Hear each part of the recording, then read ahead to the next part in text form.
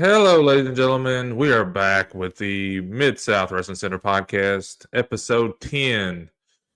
I know it's kind of deja vu for you guys because I was just literally on here a couple hours with our episode 9 featuring Cordell Roberts. But now we have another very special guest in the studio with us, Mr. Johnny Morton.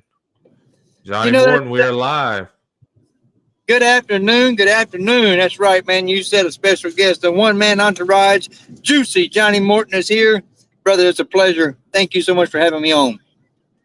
One of the key things is, like I was telling Cordell, I've actually been running the Mid-South Wrestling News Center page since 2016, since I started with Greg Anthony, and I ran across the interview I did with you. You had just won the Pro Wrestling Mid-South Unified Heavyweight Championship. I also won a check for $10,000 that night. That too. Hopefully it was money well spent. I think we reinvested all of it in the company. Most likely. I know we've Pro Wrestling Mid-South's come a long way since then. Yes, sir. I was there the night we opened the doors. And for it to be there, 8-9 years now, man, dude, that's truly amazing to me. We actually just hit 10. Ooh, see, look at that. Glory lasts forever 10. This was this past year. Yeah, it was 8 for Ripley. Wow. Yeah. Well, Johnny, I guess we're going. Everybody says wrestling is dead, man. It's not wrestling is dead. It's the love of wrestling is dead in some people, man. As long as you believe and you keep it alive, a little bit like Christmas and Santa Claus, it's still there. Oh yeah. Like kind of something I didn't explain to you, earlier before we got on live is we do have a comment section, and I like to be interactive with our fans and the people who's watching, listening, who took their time to comment. And we were just talking about this gentleman is Cordell Roberts. Johnny, great to see you last night, man, is what he wrote. Yes, sir, man. Thank you so much, Cordell. It's always a pleasure. Man, it makes me feel full circle, full fold, if you will. I wrestled with Cordell and Aaron's dad back in the day. Many road trips. Like I said, man, it's full pleasure, bro. Thank you so much, Cordell. Good to see you too, man. Yeah, and also got to kind of apologize to the people listening at home. As you can see, Mr. Johnny Morton is driving. So the audio and visual stuff may be a little bit off for you guys, but we're going to get through this thing. I've experienced worse. Hey, on my end, it looks like I got a good clear picture, so I don't know. Yeah, it's just kind of, every now and then you'll like not freeze, but, it'll be kind of weird, but we'll get through this. All right. I guess the first topic that we're going to get into, like I always asked everybody at the beginning, is what got you into professional wrestling? Man, I've been around wrestling since I was little bitty, probably 5 or 6, the best of my recollection, best of my memory. But what really got me in, my mother kind of helped produce some tough man contests at the Coliseum, and she was good friends with one of the ushers back, what they called ushers back then, Mr. Raymond Moore. So I always wanted to do it. And my grandfather, Sam Johnson, he watched wrestling every Saturday morning, and we went to the Mid-South Coliseum every Monday night until about 14. Well, when I got to be 14, I got an opportunity to be able to set up chairs and, sell programs. And back then, some of the guys may remember, but they sold concessions in a, like you had the workers to walk around with a box in front of them, hung around their neck, whatever. And so I got to do that, and I just fell in love with the aspect of the business, the whole thing. Anyway, so when I was about 15, probably, we lived in some, and I say projects, it's so wrong to say that, but we lived in some lower income housing, Creekwood Village apartments over in Raleigh, Memphis, and Snowman, Eddie Crawford, would live there as well when he was home. And man, he'd wrestle with all of us out in the yard, out in the park area, if you will. And I just loved it. Well, then once I got 16, I got a job in the gym And of course, I was still dabbling. But back then it was called outlaw shows. You got in somewhere, man. You helped set the ring up, set the chairs up. You may have got a free ticket to get in and watch the show. Anyway, so from day one, man, I was hooked. Of course, back then in the early days, man, it's not like it is today. You couldn't be 14, 15, not even 17, going on 18 and wrestle. They just wouldn't let you. I didn't care. I didn't be a superstar. They wouldn't let you wrestle back then until you're 18. So, of course, I mean, I trained and fiddled around and man, when I made up my mind to do it, I went through 5 schools. Not because I had to, but I wanted to. Again, like I said, I mentioned Eddie Crawford, Snowman. Then when I got to be friends with Downtown Bruno at the gym, he recommended that I come out, and I just passed it just a few minutes ago. He recommended that I come out to Jericho, Arkansas, to Don Bass's School of Wrestling. And so I did, and fell in good with that.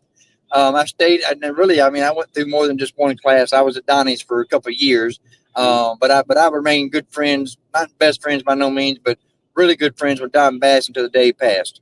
In the midst of all that, like the guys back then had enough sense they had a wrestling school on Sunday. You could go work out on Tuesday. You could go to Osceola on Wednesday. You could. It wasn't like everybody had a one-day set schedule to go to wrestling school. So anyway, in the process of all that, between Don Bass's, I got to meet Larry Booker, which one of the Moondogs, and of course he had a wrestling school in Osceola. So that was on Wednesday night. So we would go on Wednesday night, and I did that for about a year or two. Went through his whole school, and then became a not an instructor, but more of a guinea pig. I was always there to help the guys. In the process of all that, again, going back to Downtown Bruno, I got opportunity to go to Hendersonville to the Jarrett's training, USWA, training school, whatever, and completed that. Wolfie D was a trainer most of the times there. And again, man, just loads of fun. And then, and I know it's all kind of mixed together, but I met Motley Cruz. I know that name's going to ring a bell. Lots of folks know who Motley is. David Price of his real name.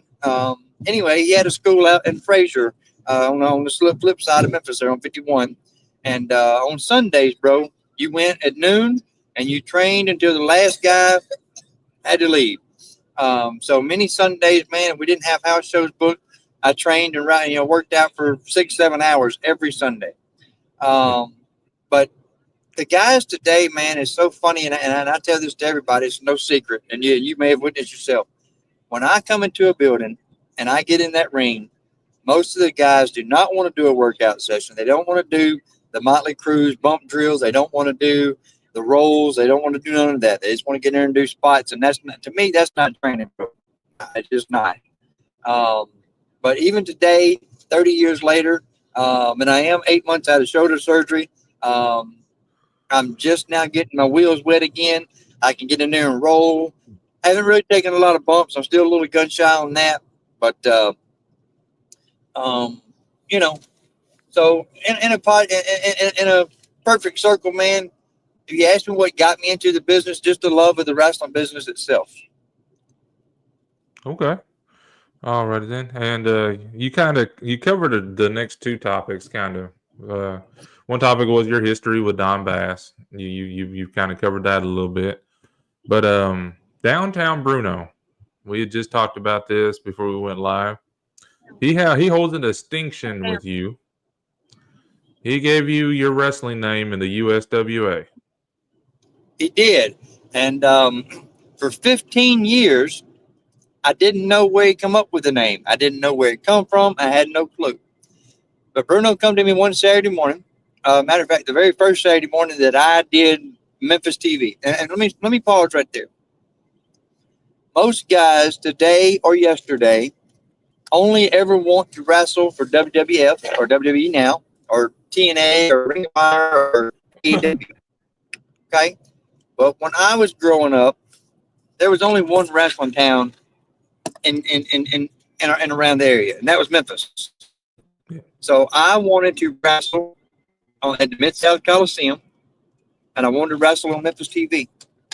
Okay, I'd already been dabbling just a little bit under some, under a mask, a hood, if you will. The Sunshine Kid, I wrestled as a Blazing Inferno, just kind of a spinoff as a funny with Donnie Bass.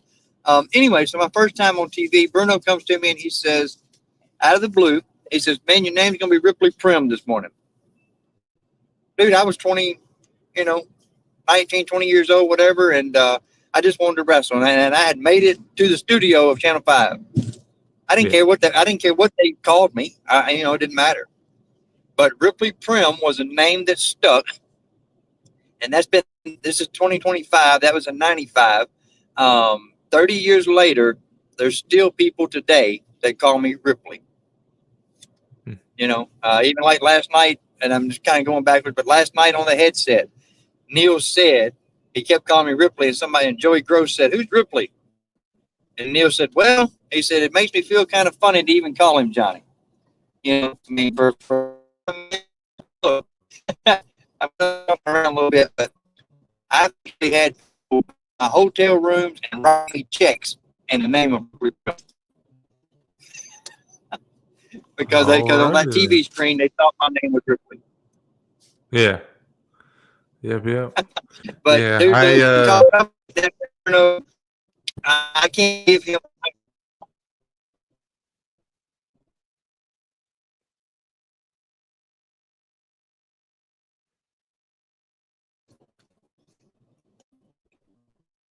Can I think you we're hear me? slowly. Yeah, I can hear you now. Yeah, yeah. You kind of left us for a bit.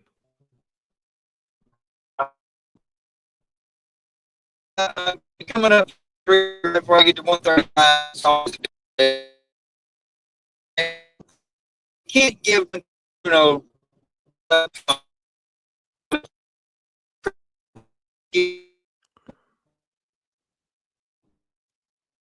Hey, we may gotta hold off on that, Johnny. Give me a minute. All right, then, ladies and gentlemen, it seems like Mr. Johnny Morton is experiencing some technical difficulties on his end. We're gonna see if we can get him back into the studio. Um, but I guess while we're trying to get Mr. Johnny Morton back into the studio, ladies and gentlemen, just we can go ahead and put over. Trying again. Back again.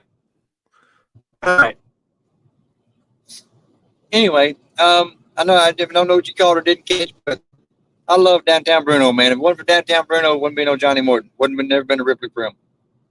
Oh yeah, yeah. I absolutely love Johnny Downtown Bruno. Whenever he comes in, he kind of loves our product, stuff like that. Talking about Pro Wrestling Mid South, he comes in quite a bit for us actually, and that's actually why he wanted me to bring up that topic was because I was actually on the telephone with him last week talking to him. He's like, "Well, who you got this week?" I go, "Yeah, it's Johnny Morton." He goes, "Oh yeah, tell him to kind of remind him that I gave him his name."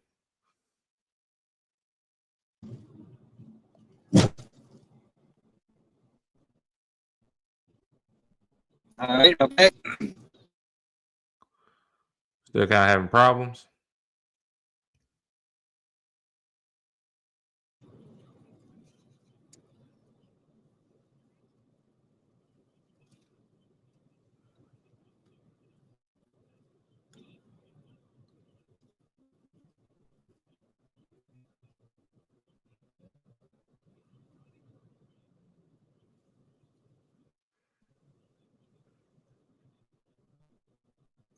Are we there? Yeah, he's still kind of you're frozen. Still All having right. kind of some technical difficulties a little bit.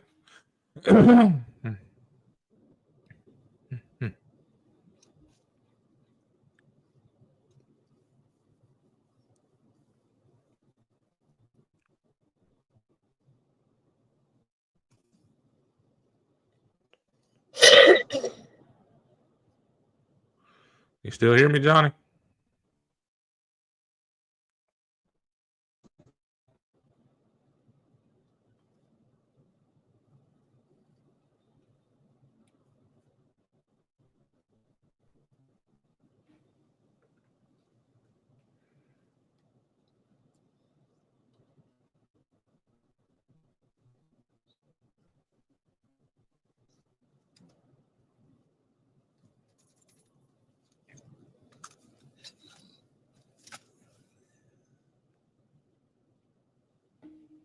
All right, you back? Yeah, I'm back. Can you? Is there a way for you to send me a link through Messenger? I can. Or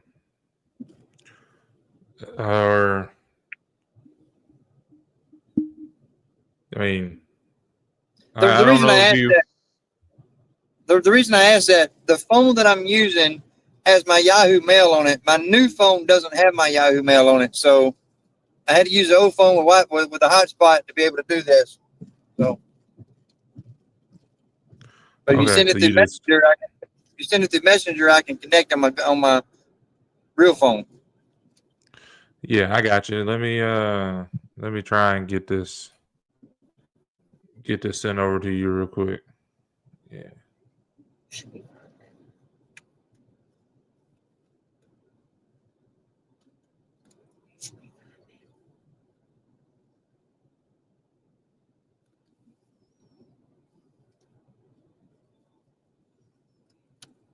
All right, can you hear me now? Yeah. I'm getting this the All right. invite link sent over to your messenger. All right. Yeah, I just sent it to your messenger.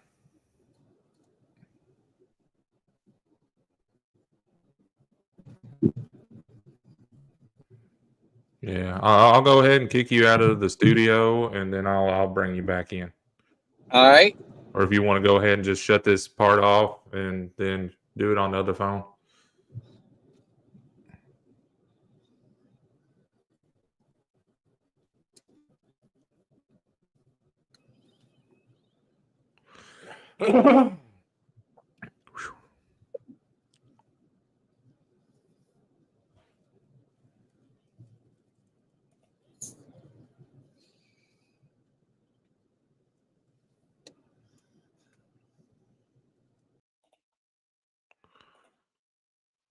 All right.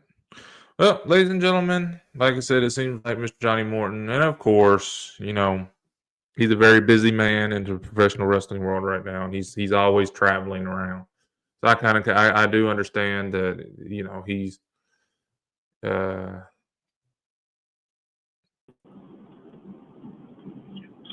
are we back? Yes, sir. Is that better? Oh yes, sir. That's yeah.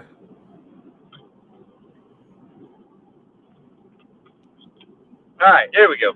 Now we in business. Oh yeah.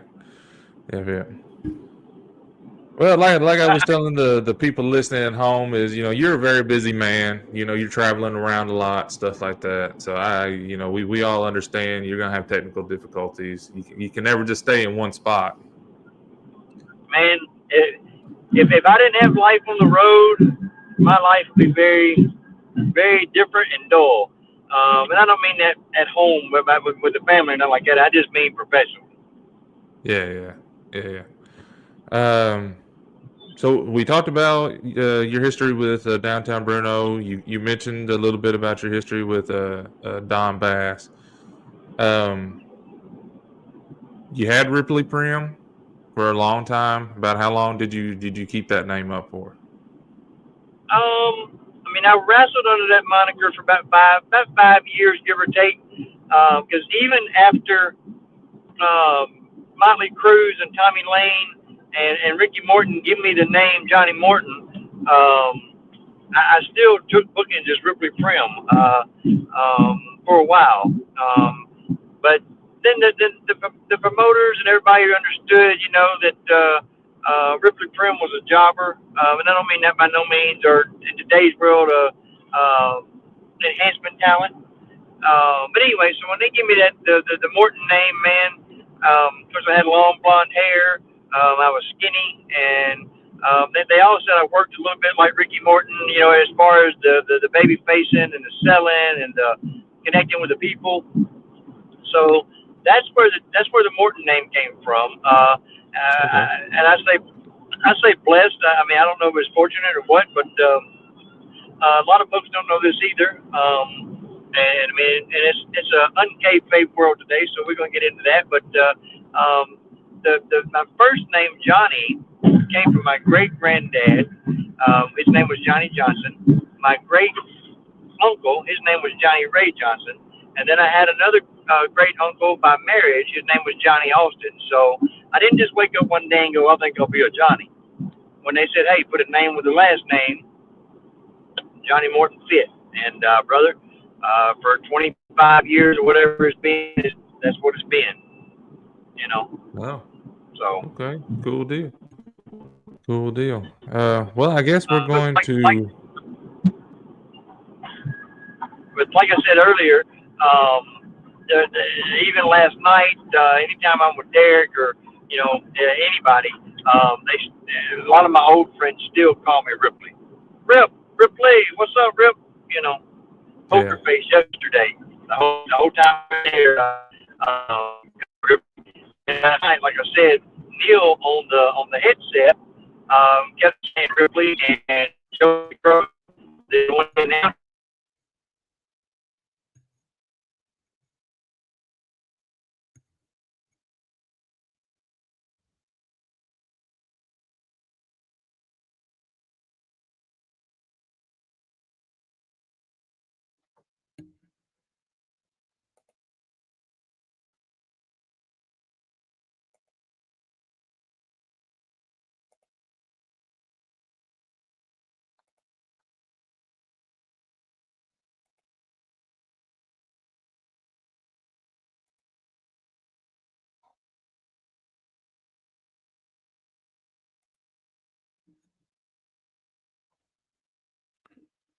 We are off again, ladies and gentlemen. Like we said,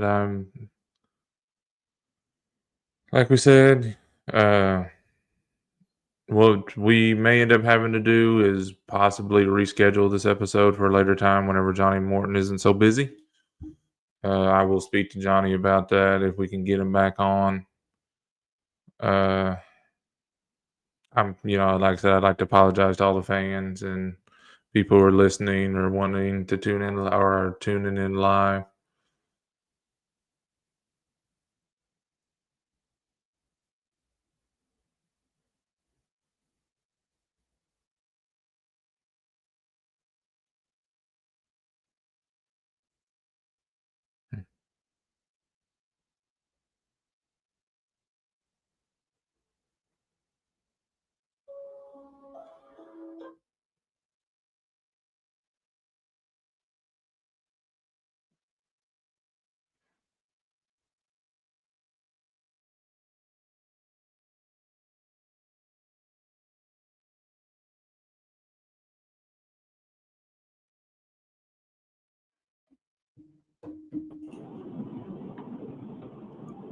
We back All again? right. Yes, sir. Sorry about all that. It said I had Uh, service and it went away. So, but now I'm good, I think. okay. Alrighty then. Yeah, I was just about to tell the people. I mean, if you want to, we can reschedule this whenever you're actually at home instead of on the run. Well, I will be in Truman in just a few minutes, and I should be able to connect to real Wi-Fi, and I should be all right. But I mean, like literally, it's 3 or 4 minutes up the road here. I'm on the next exit. But Okay. but like I said, it says I got 5G now, so I should be good. Okay. Gotcha. Gotcha. Well, we're going to get on with the next topic, and it's kind of a little bit later on in your career. Tell us about the history you have with Matt Riviera and the CWA. Man, it's funny you say that. We were just talking about that the other day when I was up there visiting him. Matt and I met in 1997 when he was 14 years old.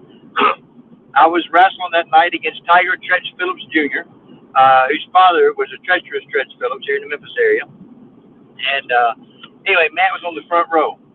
I didn't know it. I had no idea. Anyway, it goes back to that thing about putting the belt on you one night, taking off maybe the next night. Anyway, so I won the belt that night. We were at the Tucker Coliseum at the Russellville College, and Matt wanted a Polaroid. You know, back in the day when you took pictures of people, you had Polaroids. Anyway, he still has that Polaroid picture with my signature on it. And from 1997 until today, now we've been close, probably close to the last 15 years than we were the first 10. Yeah. But give or take, Um, we started with TCW, which was traditional championship wrestling. Of course, Yeah. Golden Boy was a big part of that.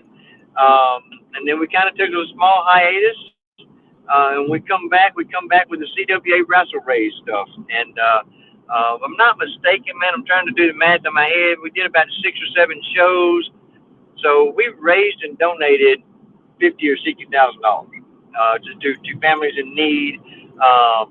Brother, the night of the Ric Flair thing, even though it was total chaos, we still donated $10,000 to the Special Olympics. Yeah. I mean, and I know it was legit. wasn't a wrestling scheme because I'm the one that presented the real paper check, not the big pretty check, the little, the real bank check. Yeah. Yeah. But CWA, man, totally changed my outlook on life and raising money for families in need.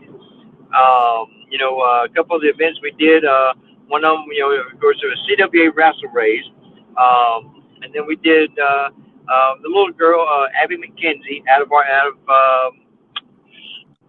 somewhere near Little Rock over there.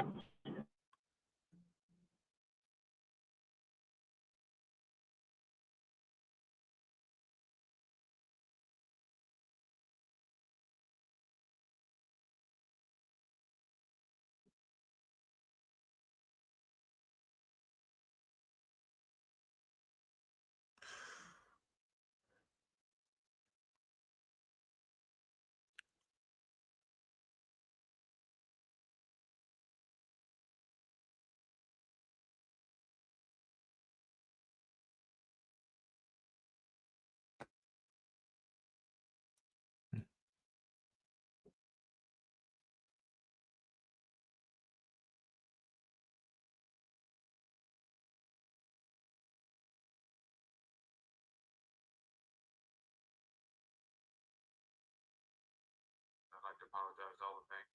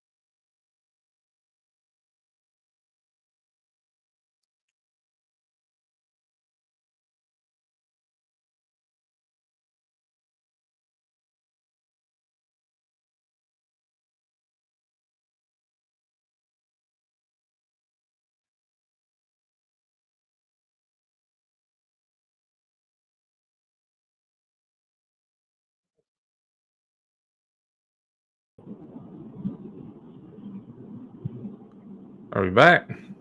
Yes, sir. Yes, sir. I just got off the exit and it says I got full service. So I don't know, man. I'm so sorry. It's all good. It's all good. Um, All right. I didn't know where we were at. you're kind of going over your history with Matt Riviera and the CWA. Yeah. Anyway, so that kind of changed my perception and perspective of the wrestling business. Because before we did CWA, man, I kind of thought I'll never make any, never make a name here. I'll never make a statement or an impact. And by being able to do the Wrestle Race stuff, man, it really brought me to a different thought process of being able to raise money for families in need and certain individuals. Oh yeah. Well, the next topic we're going to get into is another company that we talked a little bit about during this podcast and talked a little bit before about is NWA Mid South. You were there whenever the doors opened for NWA Mid South. Tell us how it was feel being a part of the National Wrestling Alliance. Man, it was truly truly amazing to be part of NWA, and of course, I had done work for NWA in the past. On the I guess what they called back then, kind of the NWA territories. Or what have you, NWA main event, which was out of Nashville, which was Burt Prentice and Mike Porter, the NWA Mississippi affiliates. I'd done quite a bit for them down in Greenwood, Mississippi area. Done some stuff, like I said, in Nashville when the big NWA come through. I got a chance to work for them. And this is all 90s, 97, 98, 99, whatever there. And then when Matt Riviera and Bruce Tharp was kind of over the thing, before they sold it to Billy Corgan. I was big in the office. I had a full-time job, full-time paycheck, all that stuff. So when we got an opportunity to be an affiliate with NWA Mid-South, that was kind of like a touch blessing. Again, come back full circle, because and I know sometimes when you're doing things, man, you think, okay, we're the cock of the walk, we're on top of the world. So it was really, really cool to be there again. What's the thing we did? We done some stuff for St. Jude there, I think. And then what's the big event that we did every year with the guy there that Greg did every year that drew real big? I don't even know what the name of it was now. But it just goes back to being able to give back to the community, man, and that's always, again, a blessing to be able to do so. Oh yeah. Well, I see you kind of made your way to your destination right now. Well, oh yeah, I'm good for a few minutes. I got 20 minutes before I got to go in. So. Okay. So we only got two more topics left. What would you say was your most memorable opponent or moment in professional wrestling? Man, you talking about 30 years of memories. Yeah. Again, going back to what I said, look, what we were talking about earlier. Most guys that's ever broke in or whatever always wanted to be able to go work for New York, which that's what we called it back then, WWF, WWE. And I did that as well. Thanks to downtown Bruno. But my most memorable moment was the morning I got the call to come to Memphis TV and be on TV. I had two goals when I broke in, and I really said, this is what I want to do. I only had two goals. One was to work the Mid-South Coliseum, and one was to wrestle on Memphis TV. And so those are probably the most memorable thoughts. My most memorable opponents, it's a long list of that, man, but most people would say Jerry Lawler. I love Jerry Lawler. I've worked with him probably 10 or 15 times as far as, just him and I. But predominantly, man, I would have to give props and credit Superstar Bill Dundee. Man, I was a big fan of his when I was a kid. A few times he'd come in my mother's bar, after hours, whatever, and had a drink. So For me to be able then to be able to wrestle him, and today to be able to go out there to his house, pick up the phone and call, check on him, dude, that is probably the most prestige for me, because there's a lot of people, a lot of guys who never get to work with their heroes. They only dream of it. They only go, oh, I'd love to be, I'd love to wrestle that guy, or I'd love to go meet him, whatever. And man, I mean, some people say dreams don't come true. Well, I'm one of the guys. I'm sure you've heard this a time or two. I'm one of the guys that proved that different, because a lot of my dreams did come true. Oh yeah. Yeah. Well, the final topic thing I'd like to ask guys who've been in the business a very long time is and JPR kind of started this one. I saw JPR come in last night to our show. Manage David Jason Rose. In your opinion, what's missing in today's wrestling? Structure and discipline. Okay. And I say that to all the young guys, and I'm not knocking any of them, man. Everybody's, again, have dreams and aspiration, and they want to be in the ring, they want to wrestle. But and 70% of the dressing rooms I go to, of course, I'm not wrestling today by no means, but a lot of them I go to, man, the guys run around, they laugh and cut up when the older guys come in. They won't sit down and listen to them. If you, and I'm sure Bruno will tell you this, any of the guys, if you try to breathe an ounce of knowledge to them, they laugh at you. And it's kind of like when I was a teenager and my mom and dad would try to tell me things, man, you go, you don't know what you're talking about. Mm-hmm. Full circle, you still get that today in the wrestling business. But then when the vets go out there, and I'll use a prime example last night, the guys who are super believable, like AJ and KC Kazana, the country gentleman from NWA. Yeah. Brother, when they took the stage, they took stage presence, and the people knew they were in there to do business. Yeah. A lot of the young guys today, and I mean, I can't pinpoint not one person, not because I don't want to drop no names, but half of these guys, brother, never been in a real fight. Mm-hmm. So everything they do in the ring is not believable. I mean, you can do 600 high spots, but go to Japan and do all that and see what the people do. They'll sit on their hands. When you throw a punch and the guy doesn't sell it, it's not believable. If I and I know we're on the podcast, but if I legitimately kick you in the balls and you don't hit your knees, I'm probably running. Yeah. So I'm just saying, there's a large portion of the guys today that doesn't make their stuff believable, but it's not because the guy throwing the punch didn't throw a good punch. It's because the guy taking the punch don't know how to sell it.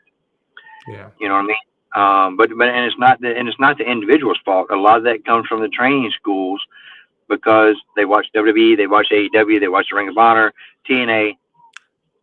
Those companies do not operate on what we called heat back in the day. Heat used to sell tickets. Everybody thought babyfaces sold tickets. Heat sold tickets. And I mean real heat. And I'm gonna throw this name out there, and don't keep me off the podcast. But the King Superstar. Everybody's raving over him now. Why is he doing this? Why is he doing that? And he said it a few days ago on one of his lives. He said, "I'm the only relevant guy doing promos who's getting attention right now." And in his eyes, and it's always been said this: any publicity is publicity, bad, good, or indifferent. And brother, when I was in Wynne, Arkansas 2 weeks ago, they almost had to fight, because when he come out, he got heat. He cut me off. He interrupted me. Not trying to throw myself in that mix, but I'm just saying that the process, he got heat. And when they were finished with their little spot, as he was trying to walk down the aisle, there was people trying to get to him. Whether the crowd's working or not, we don't know all that. But I was sitting behind the curtain, and it looked believable to me. Oh yeah. So as far as the business being able to draw, there's no heat, and I don't know if we're just in a politically correct world, to where people are scared to get heat today. I don't know if they're scared if they get heat, like promoters. I don't know if they're scared if they get heat, the people won't come back. And I know everything evolves. I get it, but to me, without heat, you'll never sell any tickets. Yeah. Yeah, I completely agree. And I say that all in the spectacle because if the baby face just goes out and whoops the heel, what's that mean? If the heel just goes out and whoops that baby face, what's that mean? Nothing. You've got to build stories, and the Facebook to me, look, I'm 50, so it kind of sounds crazy. Facebook is wonderful to an extent, but it's also horrible on the flip side of that because, like, if you're trying to tell a story, and then you've got Bobby Joe sitting in the back recording it, and then he goes, "Oh, that ain't what really happened," or any kind of heckling at all. Well, then what the credibility you do try to build is pointless because somebody else is going to put it on the internet and say what they want to say about it before you get a chance to to get it across. But I guess in a spectacle of all that, man, what I see wrong with the business today is like I said, the lack of drill sergeants, the lack of the 80s styles football coaches. You can't grab a kid by his face mask today and jerk him around. You can't pop him in the back of the head with it, even with his helmet on. You can't slap him in the back of the head and hey, what are you doing? And for guys like me and Golden Boy and Motley and Alan Steele or a Poker Face, not ever going to say our days are gone. But when we were breaking in, we always heard it too. With these young kids. So now again, come around halfway around the circle. That's our question to the business is, why don't these young kids listen? Why won't they do what we do? And I have to say this. Working for the bigger companies back in the day was fantastic. And what I mean by that, it gave me an opportunity to be able to do what I do in the business today, as far as production, the setup, the teardown, promoting, the full circle of all that. I really want to write a book and call it The After Business. Because while you're in the ring, you're doing business. I mean, and again, back to your question, what's wrong with the business today? Not necessarily that there's anything wrong with it, but people say wrestling is dead. I'll close with this. Wrestling's not dead. The lack and the love of promoting wrestling is dead. Yeah. Yeah. I exactly know what you're talking about. About a month ago, me and Alvin Minnick was talking about it. He had sent me the video of the debut of the new Fabulous Ones. And it was Troy Graham and Pork Chop Cash. Yep. The scene was they had actual funeral home scene saying that the Fabulous Ones were actually dead. And that's how, Jimmy Hart brought in the new Fabulous Ones. And it was like kind of like what I told Alvin Minnick. I said that's great heat, and it's also great. It's a good enough amount controversy also to make it a good storyline. Right. Well, and the flip of all that, they also brought in, like as soon as Steve and Stan kind of disappeared, went to Florida, wherever they went, they brought in Tommy Rich and Eddie Gilbert was also a line of the Fabulous Ones. And then so they when that kind of started fading out, that's when Pork Chop and Troy came back in, and they wanted to put a heel spin on it, if you will, because obviously you couldn't put baby faces as heels. Steve and Stan would never been. They were later on as a Midnight Express. That they come out and did all that, but but the heel version of the Fabulous Ones, I thought was great. I really did. As weird as that sounds, because at that time, in the late '80s, I mean, I think it needed to be done. And what better talents to do than Dream Machine and Pork Chop Cash, man?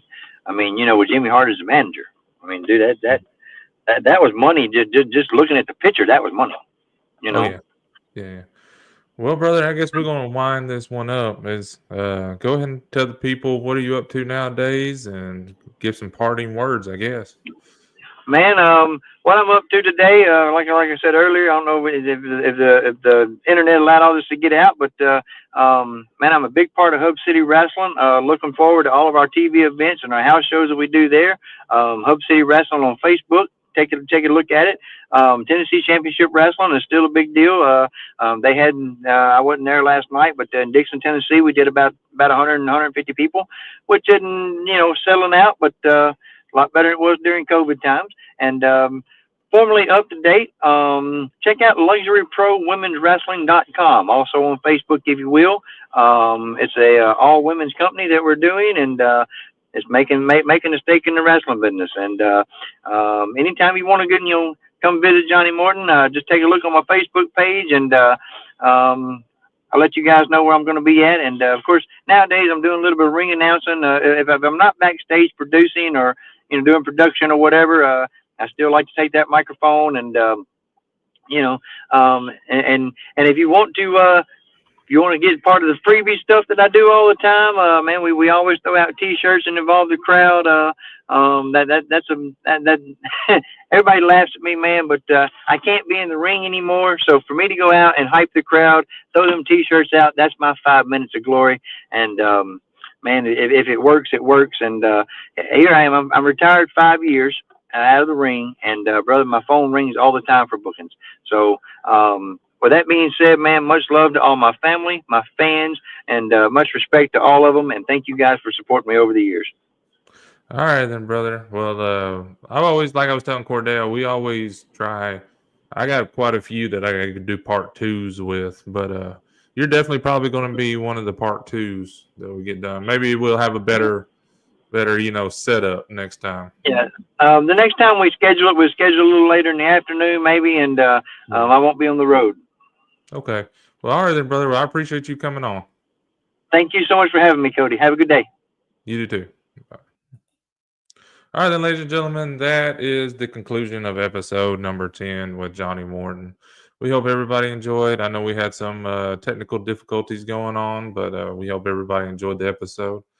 And next week, I'll probably be announcing the guest for next week's episode this week sometime. So stay tuned to Everything Mid-South Wrestling Center podcast.